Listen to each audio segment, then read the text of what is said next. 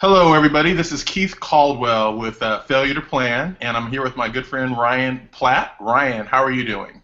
Great, Keith. Thanks. Great. Hey, why don't you introduce yourself for those who have not seen or heard from you before, what your company does and why we're here chatting?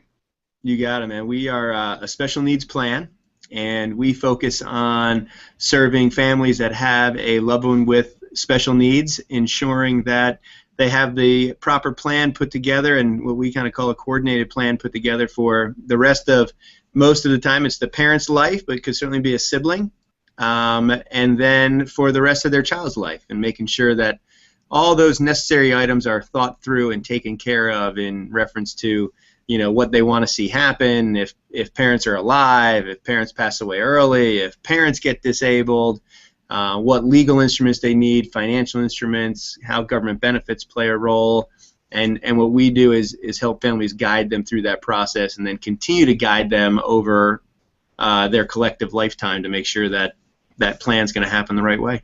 Excellent, excellent, Ryan. Thank you very much for that introduction.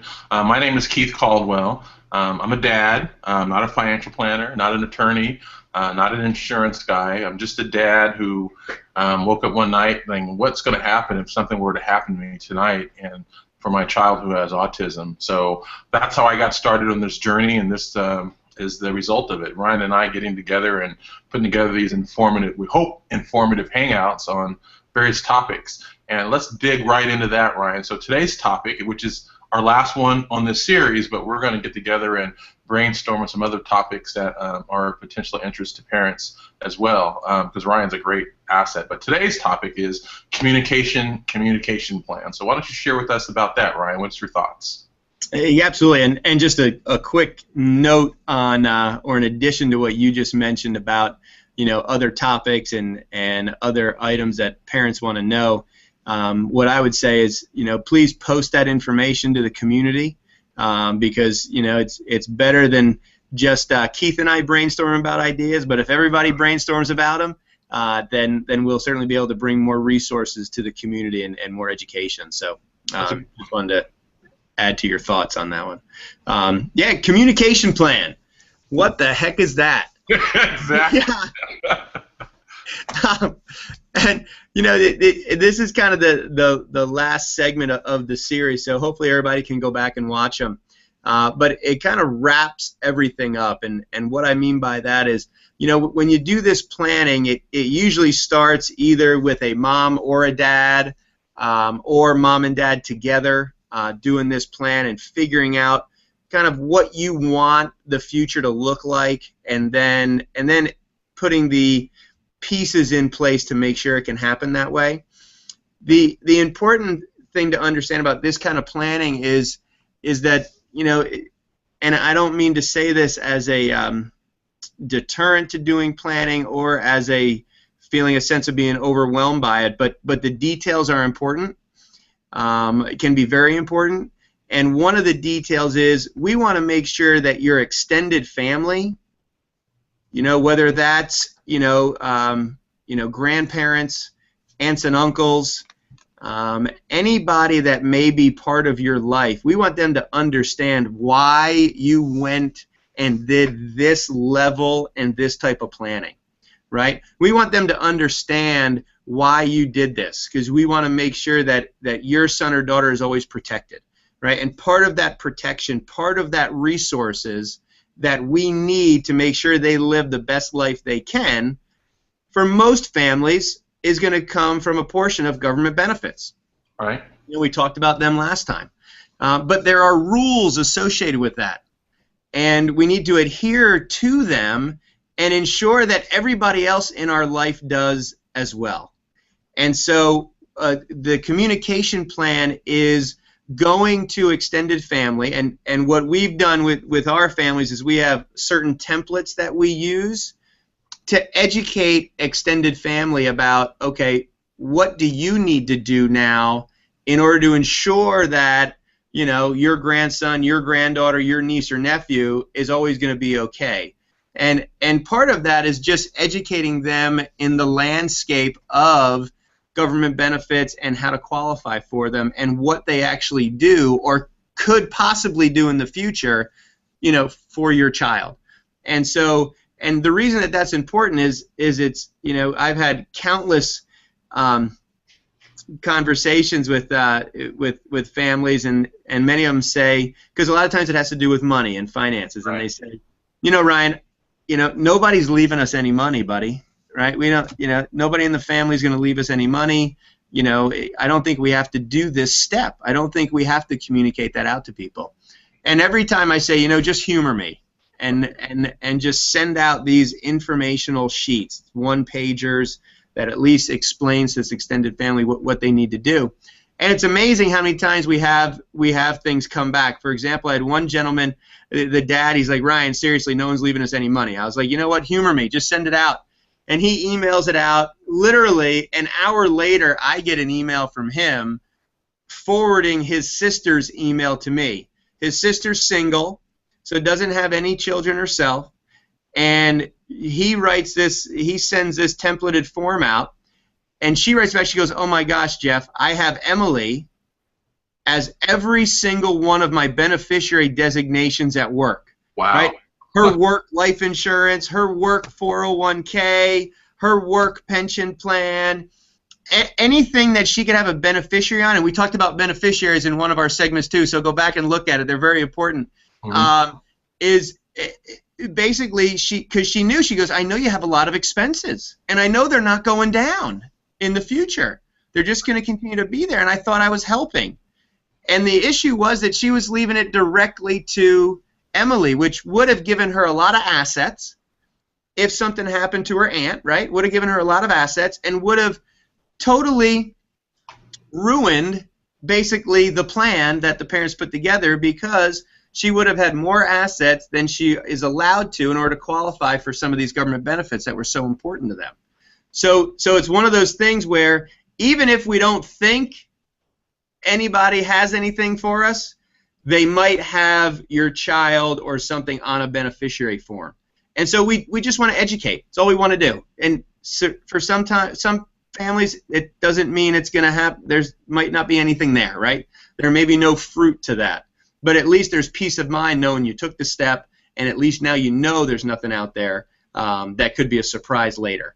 The other piece that I've seen happen quite a bit is we send it to grandparents, and all of a sudden grandparents come back, and I had this as an issue as well, came back and said, oh my gosh, we've been buying savings bonds for every single one of our grandchildren since they were born for their birthday, Christmas, and we've just been holding them. We were going to give it to them all at 18 to help them go to college. We didn't know for John this was going to be an issue, and all of a sudden they already have $2,200 in an account for John that nobody knew about. And again, when we get to 18 for John, that counts as a resource for him, which is over the $2,000 asset limit to qualify for government benefits. So even some of these small numbers that we don't really think are significant can be in this kind of planning. So that's one piece of that communication plan that we feel is very important. It kind of is, the communication plan we always consider is kind of dotting the I and crossing the T. That's what the communication plan is about. Let me ask you a question on that, Ryan, if you don't mind. Please.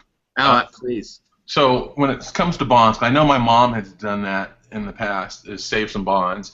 What could someone do? So grandparents have been saving these bonds for years, and now they've got $3,000 worth of bonds saved for little Johnny or little Emily. How do they fix that problem?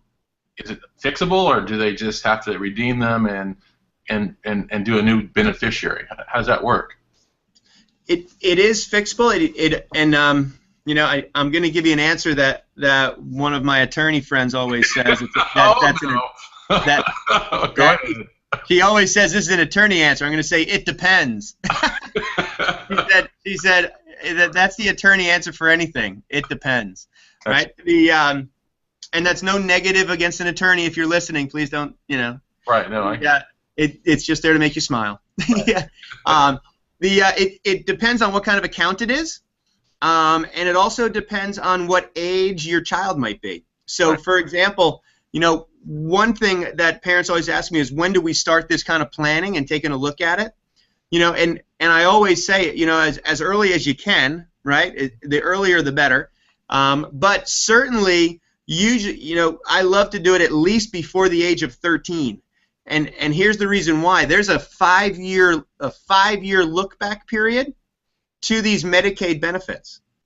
So what that means is that if we can get everything done and notified to everybody, right, before the time they reach the age of 13, then you can just take that money and move it out of their name with no issues at all, because you did it 5 years before you're going to apply for, those adult benefits. Benefits in their name, right? Right. Okay. Benefits in their name, right? So those adult benefits, so the age 18-year-old benefits.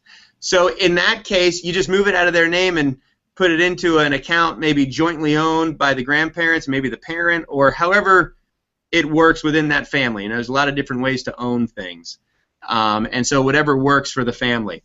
Depending on the dollar amount, you could, if you're just kind of starting this kind of planning process, you could always use, if the grandparents are willing to do it, is kind of use some of that money to pay the professionals to do the planning for you, right? Because that would be an allowable expense to spend down that asset. That would be so if they're 15 or 16 and there's money there, you could always kind of I use quotations, right? Use that money to pay the professionals to do this planning for you, and then that's an allowable expense because it's a special needs plan. It's for the benefit of your child. Obviously, it's going to touch on a lot of different other areas as we've talked about, but you can make it work where if Medicaid ever asked a question of, well, where'd this money go 2 years ago, you can say, well, we did it for this, this, and this, and that would be an allowable expense. You could do a spend down on other allowable expenses depending on how close we are to age 18. Depending on the amount that somebody may have, you can open up a specific type of special needs trust and put the money in there. Depending on the amount of money it is, and then there's no look back period with that type of special needs trust. So even if you did that at 17 years old and a grandparent had 15 or 20 or $100,000, I don't know, for each one of their grandchildren, well, you could take that money and put it in a very specific type of special needs trust, and the next day your child would be able to qualify for these benefits. Now again, I want to be clear, that type of special needs trust is not the same one that parents want to put their money in. Right. So they're different kinds. So and that's where some of the complexity goes back. I think we covered that in the special needs trust video segment. And so there are different things to do depending on kind of the age that we find it. And kind of the situation involving kind of the amounts of dollars that it might look like. Right. Well, Ryan, and I bring this up not because it's particular to me, but I know it happens to a lot of people out there. In the case of divorce, this communication plan is important too, because not only do I need to talk to my parents and grandparents, if I had any, et cetera, and uncles and aunts, I need to also communicate to my ex-wife so that she can communicate, or I can communicate on her behalf, our son's behalf, to her in-laws who might be thinking about, or her family who might be thinking about leaving something for my son. So do you guys sort of help us with that piece as well? I mean, I'm sure I'm not alone in divorce. I'm not the only person who's divorced. No, you're definitely not alone, right? we know that for sure. And absolutely. I mean, we have several. As you know, in this day and age, and for a while, families come in a lot of shapes and flavors and sizes and types. Whether it's, I don't even know if there is what we would call a traditional family anymore. I don't know what that might look like, but it's not necessarily just mom, dad, and kids. Now it's, like you said, divorced parents, then blended families together, and you have children from multiple marriages possibly, and you're absolutely right. And so that is critical, and that is definitely part of the communication plan, is to make sure that we do, as best we can, right, depending on the relationship, because everybody's divorce is different, and depending on the recency of it, Mm-hmm. you know, a lot of times there's still a lot of, you know, there's a lot of pain in divorce situations many times. So depending on that, what we try to do is be a third person, a third party, you know, between those the husband or the mom and dad, right?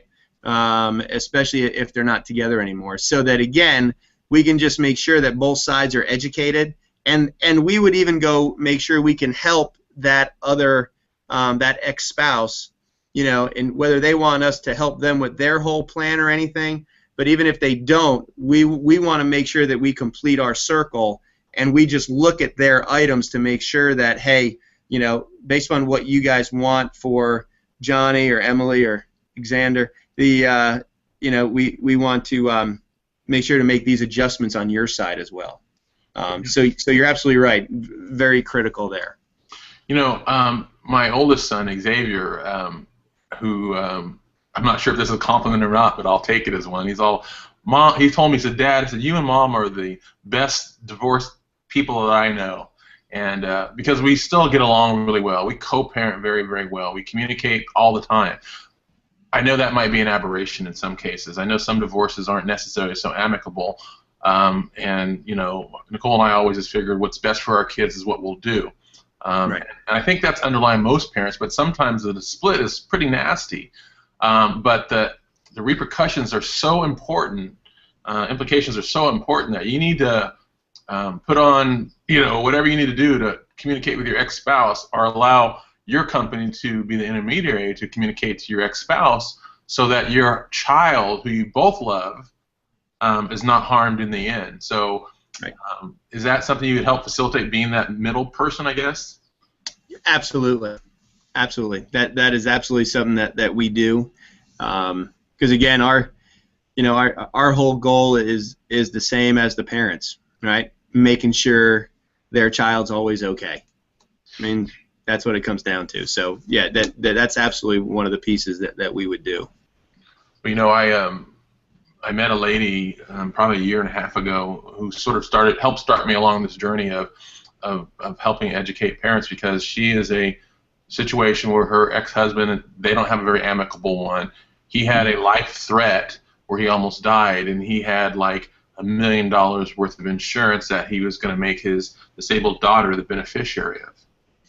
Like $1 million life insurance policy that if he would have died, it would have went to his daughter, which everyone sounds good, but as we know, not necessarily a good thing. So right. I had a chance, and I'm hopefully that she's watching these things. If not, I'll send her the link, because that's sort of important to make sure that the whole gamut, and everybody needs to go back and watch these video series and really glean from what we're trying to say, because it's so important. Any piece of it not done properly can have problems. Ryan's totally available to communicate and talk with you guys about that, because it's such a complex topic, but it's such an important topic, right? Our kids, our special needs kids, are so important, and I really appreciate that. So, communication plan. Anything else about communication plan, Ryan? Yeah, one other piece to it, and this is you know, simple yet takes a little time, and this is the piece that we kind of call our life journal. You know, other people may have heard of it kind of as a letter of intent. Right. And what that is basically it's the instruction manual for your child, right? It's everything you know about him or her over their lifetime, right? Their idiosyncrasies, what they're able to do, what they struggle with, what their challenges are. You know, if there are certain things that cause them to have, major issues. For example, you can call them meltdowns, Ryan. That's right. Yeah, meltdowns, right? Yeah, exactly. That's exactly what it is. And I had one family where, they were like, yeah, if you're in a grocery store or a Walmart or a Target with those kind of lights for more than 5 minutes, it really causes major issues and will most likely cause a meltdown because of just that sensory stimulation for their son. Mm-hmm. And so this life journal does a couple different things. One is if something happens to you as the parent or both parents, then the next caregiver you have, or that guardian, right? And we talked about that in another segment, as Keith mentioned. So please go to it and look at it. But the guardian is kind of that next caregiver that'll take over day-to-day activities, right? So if both parents are gone, how does that person know anything of what to do? And this life journal or letter of intent is going to guide them in reference to what your children or what your child likes. Like I mentioned before, what kind of their daily activity is, right? Some children, depending on the diagnosis, is very regimented. We got to have structure. We come down in the morning, we have this kind of cereal at 7:12 in the morning. We sit down, we eat for 10 minutes, right? I mean, it's a regimented activity, and we take our medication at this time on these days. We go to this activity and in this order, and in this order. Exactly, and in this order, and so it's depending on each child, it's going to be a little bit different, but it's really designed to everything you've already learned through trial and error, right? Because that's what we all do. We all learn through trial and error. That next caregiver has no idea, so they're going to start from zero, just like you did when your child was born, right? This is a little cute analogy. My mom was watching my son one day, and she calls me and she's all frantic because I hear my son in the background screaming and yelling and whatever, and I'm like, what happened, Mom? What's wrong with Xander? She goes, well, nothing. I asked him if he wanted to go outside, and I said, what did you do? I said, well, because there's a routine. Xander comes in, he puts his backpack, when he walks by the sliding glass door, he takes off his socks, he stands by the door, wait for you to say, let me go outside and play. He does all that, and I know that. Well, my mom doesn't like my son going outside without shoes. So she told him to put his shoes back on, and he had a meltdown. Right, not happening. I walked through that process, and what did you do? Well, I told him to put his shoes back on. That's it. That's it. Let him take his shoes off, and you're good. And sure enough, right. He's good out the door. Right, and so it's exactly that, right? It's exactly that. And it's and thank goodness you're here to get the phone call, exactly. Right? What happens if you're not? They're like, I don't know. Poor Xander's going to sit there and continue to have a meltdown and have trauma, right? I know probably not huge trauma, but trauma. Your mom's having trauma, or whoever the next caregiver is. She's like, I don't know what to do. It's like, oh my gosh. And all I could do if it was just listed out, then she'd be like, all right, well, page 2. Hey, take your shoes off. Go ahead and go outside. Have fun. Right? Issue over. And then all the other pieces too, like the physicians that you use, their name and phone number, and if you have therapists that you use, or if you are getting any government benefits, who's the caseworkers and what's their phone number and what organization are they a part of? Do we have any provider services depending on where you are in the country, and qualifications for things, and just who are those people in your child's life that is helping them helping them move through life with you. And to make sure we kind of have a list of those. And so that's kind of our life journal. And then the other part of that is kind of, as a parent, what kind of environment do you want your child to be in at different stages of their life, right? Where do you want them to be? And you want to put that in there, because that's kind of your roadmap for them, is saying, this is and this was my vision, even if I'm not here anymore. And I'm really hoping that can take place, and I'm hoping you can take over and see to it that can happen. Right. And so those are the big pieces of our kind of communication plan, going forward. No, that's very, very helpful. It's just this has been an incredibly informative series, a journey that we've been taking together, Ryan, and I really do appreciate that. I'm sort of sad that we're at the end of this one. But I know we're going to be beginning many others topics, because you're such a great wealth of knowledge, and I just want to be able to tap into this for as long as you'll have us, obviously. So is there any last things that you want to talk with Brian? Any last comment words you want to say? I just want to, just like we kind of found each other through a webinar I did with the National Down Syndrome Society. I just always want to let parents know, because I was with a woman yesterday. She's 65 years old. She has an adult daughter. She's really done quite a bit of planning, but no one's brought it together for her. So she's not really sure if it's going to work. She doesn't know how the pieces are going to fit together, and she's just still so concerned about it. and she's watched her other kids. You know, she has 3 children. One has a disability, and the other 2 don't. But you know, one lives in Baltimore with his daughter, and he's divorced, and one lives in Greensboro, and which, you know, I'm in Charlotte, North Carolina, so they don't live in Charlotte. But her daughter has 3 little boys, 10, 8, and 3, and she's like, you know, I can't expect them to, you know, just totally change their life and do what I do for my daughter. And yet she feels like there's nobody there to help her. She feels like, wow, all this stuff is so complicated. She's getting letters from government benefits, and we talked about changing in retirement and those, and it's just, you know, and it's just, it's one of those things where I just want parents to know there are folks out there to help you. There aren't many, but there are. Keith is doing this amazing community that he's building. You know, Keith has a heart, obviously. He's a dad. He's doing it for himself, but he's doing it for everybody. So he's bringing all of us along with him, which to you, Keith, I applaud you and commend you, because like you said, this is not something you do for money. This is something you do for love and for information and for support, and to be a community of support. And so, you know, I want parents to know that you're not alone. You certainly have other parents around, which I know you know that. But you also have professional resources, and I know there are few and far between. You know, that's why I love that Keith and I found each other, and we're doing these. And if people do have other questions, you know, please, you know, post them to Keith's community.